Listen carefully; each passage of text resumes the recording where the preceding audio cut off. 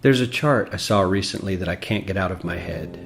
A Harvard business professor and economist asked more than 5,000 Americans how they thought wealth was distributed in the United States. This is what they said they thought it was.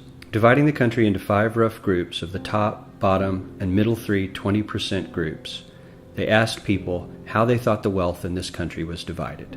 Then he asked them what they thought was the ideal distribution. And 92%, that's at least 9 out of 10 of them, said it should be more like this.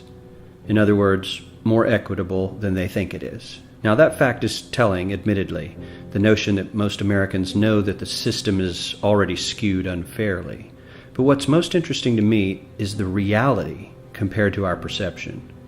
The ideal is as far removed from our perception of reality as the actual distribution is from what we think exists in this country. So ignore the ideal for a moment. Here's what we think it is again. And here is the actual distribution. Shockingly skewed. Not only do the bottom 20% and the next 20%, the bottom 40% of Americans barely have any of the wealth. I mean, it's hard to even see them on the chart. But the top 1% has more of the country's wealth than 9 out of 10 Americans believe the entire top 20% should have. Mind-blowing. But let's look at it another way, because I find this chart kind of difficult to wrap my head around. Instead, let's reduce the 311 million Americans to just a representative 100 people. Make it simple. Here they are: teachers, coaches, firefighters, construction workers, engineers, doctors, lawyers, some investment bankers, a CEO, maybe a celebrity or two. Now let's line them up according to their wealth. Poorest people on the left, wealthiest on the right, just a steady row of folks based on their net worth. We'll color code them like we did before based on which 20% quintile they fall into. Now let's reduce the total wealth of the United States, which was roughly $54 trillion in 2009, to this symbolic pile of cash. And let's distribute it among our 100 Americans. Well, here's socialism, all the wealth of the country distributed equally. We all know that won't work. We need to encourage people to work and work hard to achieve that good old American dream and keep our country moving forward. So, here's that ideal we asked everyone about. Something like this curve. This isn't too bad. We've got some incentive, as the wealthiest folks are now about 10 to 20 times better off than the poorest Americans. But hey, even the poor folks aren't actually poor, since the poverty line has stayed almost entirely off the chart. We have a super healthy middle class with a smooth transition into wealth. And yes, Republicans and Democrats alike chose this curve. 9 out of 10 people, 92%, said this was a nice, ideal distribution of America's wealth. But let's move on. This is what people think America's wealth distribution actually looks like. Not as equitable, clearly, but for me, even this still looks pretty great.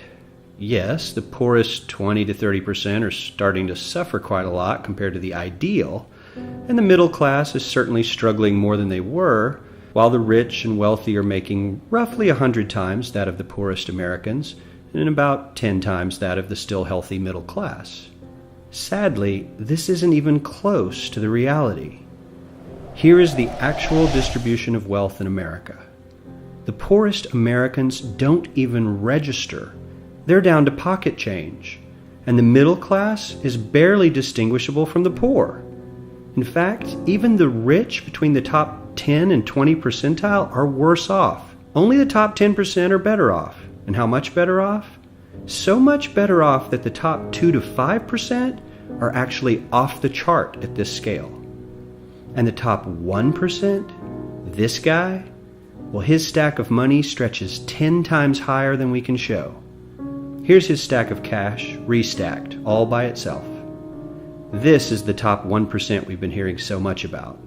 So much green in his pockets that I have to give him a whole new column of his own, because he won't fit on my chart. 1% of America has 40% of all the nation's wealth. The bottom 80%, 8 out of every 10 people, or 80 out of these 100, only has 7% between them. And this has only gotten worse in the last 20 to 30 years. While the richest 1% take home almost a quarter of the national income today, in 1976 they took home only 9%, meaning their share of income has nearly tripled in the last 30 years. The top 1% own half the country's stocks, bonds, and mutual funds. The bottom 50% of Americans own only 0.5% of these investments, which means they aren't investing. They're just scraping by. I'm sure many of these wealthy people have worked very hard for their money, but do you really believe that the CEO is working 380 times harder than his average employee? Not his lowest paid employee, not the janitor, but the average earner in his company. The average worker needs to work more than a month to earn what the CEO makes in 1 hour. We certainly don't have to go all the way to socialism to find something that is fair for hardworking Americans. We don't even have to achieve what most of us consider might be ideal. All we need to do is wake up and realize that the reality in this country is not at all what we think it is.